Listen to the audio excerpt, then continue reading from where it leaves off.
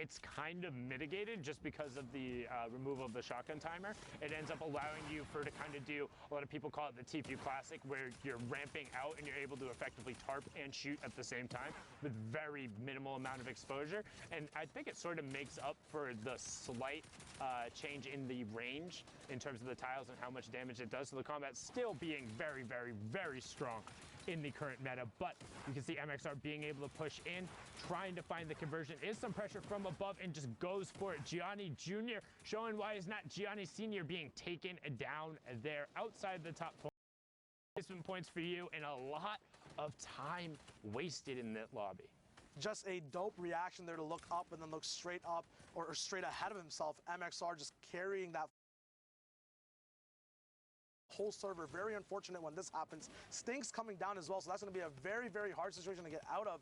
Ryu now going down. Haiko getting his third elimination, putting him and Ono Kill together on the same or on 4 eliminations there, making sure their points get counted up. 35 points total at the moment. That placement point's going to be coming in 4 more duos coming down. 35 people left alive, so that zone surge will also be an option as well. Yeah, and that was a high-value Stink. And that's one thing you talk about, you know, it feels really unfortunate when you're getting focused by the whole server, but the reason you're getting focused by the whole server is because you're in an obvious 1-by-1 that was just rebuilt without priority on the next zone.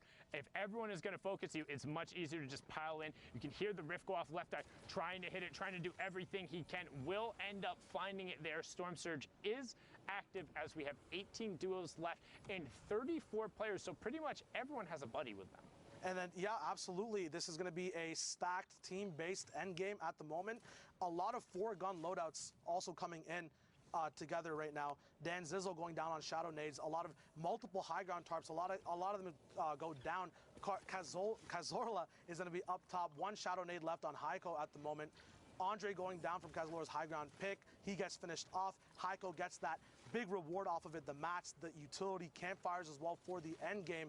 Pickaxe is coming full swing, making sure every wall is theirs before they set on the next move. Not quite in zone yet, but that tunnel will be very, very proficient. We're talking about those combat changes as well before. That also changes the range of engagement, as now we have more ARs. The style of the game and how it actually flows as more people are basing up to shoot rather than shooting on the fly if they're not going to be able to box fight, changes the way people move around the map as well. And it kind of has given a little bit of a resurgence, what we've seen so far, to the drum gun.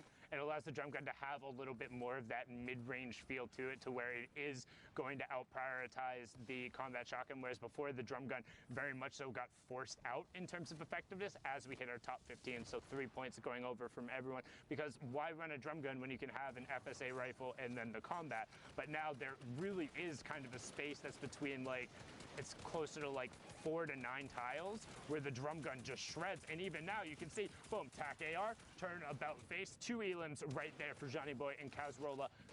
Brilliantly done. Once those will end up tick over, they do have the top 15 as well, as Dan Zizzle gets forced out of the lobby. Proxima Star also gets down and everyone gets pulled up into the sky. We're closing in. Boom, top 10 next placement threshold. 6 Chug Splashes still left. We haven't seen them use to their full potential just yet in these endgame Storm heal-off scenarios. Proxima Star now going down, the high ground star of the last few games that we saw. A lot of wood builds means that these spam weapons are going to pack a wallop, as Johnny Boy gets another knockoff on all these rapscallions being sneaky, moving around in brick, metal, and pressure vertically being put down as layer switches come down from their opponents as well. Johnny Boy getting that pickup, maybe not the elimination there, as Ono Kill also gets another one on top. Yeah, and it was a really good try from Janus there to disengage, dropping back down, but unfortunately wasn't spotted. But Team Queso lighting up the top left as Zohan was able to find 3 elims, make it a 4th, as the Spaniards are just fragging their way almost into the top 5. But now Cazorla doing everything he can on the side of the zone. Johnny Boy is still up as well. Great 130 shot in the immediate replace. Kind of upset he didn't try and follow it up right away, but he does. That was Fury Legend. Proxima Stars duo is going to get taken out and outside of the top 5, so that's 2 points is leaving down there. 1 Chug Splash is tossed out there as we're closing in. 9 players left, 6 duos remaining, Shy. Yayas has all the pressure on him now to get that last placement spot. He is low on HP, but it is kind of free for that. As once again, it goes through 4 duos left now. MXR still alive. His dual partner as well is going to be a big fight on the low ground, and one person confirming things from the high ground. Low ground, though, we do have almost 11 chug splashes available as these boxes get bursted into. Onoko going down to MXR. Another quick flick. Yayas going down. He tried to come off from high ground. Maybe he ran out of mats, but nothing worked out for him there. A 4-gun loadout. That heavy sniper still being available. Priority reload on it as well. 3 duos left. Looks like Naoka is down at the moment. MXR moving up on the highest priority ground right now. There might be someone higher than him actually at the moment. Heiko and Johnny Boy on the bottom as well with Kazorla. We'll see what they can do. MXR is going to be controlling this fight at the moment. Heiko, these chug splashes coming down from Johnny Boy and Kazorla. They have so many.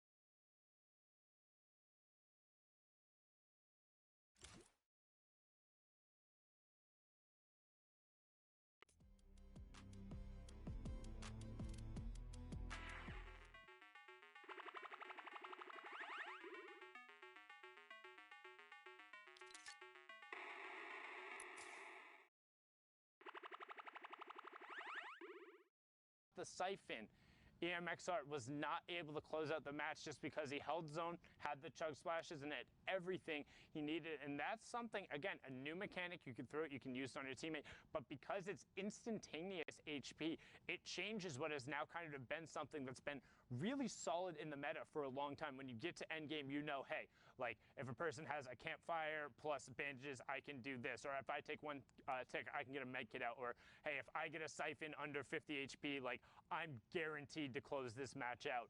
But it's just not enough. And now we're going to throw it back into the studio to Zeke. Thank you guys so much, man. European action just never disappoints. Again, Sanan describing the chug splash recent edition. I think there's still more to this we haven't seen. I think players are still kind of developing strategies with it, and I want to see how they continue to improve upon using that splash. Now, of course, guys, before we go to break, let's take a look at the standings together. Let's get a sense of where things are, because we're moving into this final block of games. Right now, as it stands, the Lestream duo of Skite and Vato are sitting in that #1 spot. Now, you have talked about this, all right? You said these guys have been edged out several times, and the most recent time was to the Solary entire squad. Yep. You got to think they want revenge, right? They want in. Yeah, in week 6 it was Hunter, Kinstar, and Erwachsenikov, and then in week 8 it was, of course, Hunter and Kinstar again. Yep. But I mean, 2 duos weeks in a row, they got 9th place. Finally, Skite had some success in week 9 in the solos, so it seems that that success is carrying through here. They have 3 games remaining, 65 points, and this is just awesome there. Of course, we look down the list as well. Y and TJ, they've been through, the entire 10 weeks we've been following slightly. They're almost pushing up there, and of course, Y had some pop-off performances beforehand the World Cup even started, and then we watch Magisk and I'm the Beast. Their performance there, we haven't seen too much of a movement here yet in that score, right? 62 points is where we left them off in that game, and they're still obviously probably playing. We'll see if that updates, if they move back into that first place. And then moving down the list, basically, so we have Wolfies and Rojo, they keep moving down and slowly going down. So there is 4 spots up for grabs. And something that's different, though, no Stompy and Shinken, no Benji Fishy and Mr. Savage. They're down here right now, but they're not taking up these spots. So it is the top 4 that are going to be going through. And since queues are about to close, we're about to start getting into those final matches. This is looking like these guys right now are punching their ticket. Well, what's scary, too, is striking distance from 10 to first is only 7 points. It's only 7 points. A straight-up Victorial is going to get you that 10-point threshold. If one elimination along the way, from 10th, you're jumping into contest #1. So we'll have to see how things unfold. But for now, Fortnite fam, we are going to go to a short break. Get back, though, because we have more Fortnite action after this. Let's fly out to the lobby. Let's fly out to the lobby. Let's fly out to the lobby to get your spots and notes. Burgers from dirt to munch. Tacos Royale with brunch. Red Juicy's a tasty treat for Lil Whip, Peely, and Pizza Pete. Let's fly out to the lobby.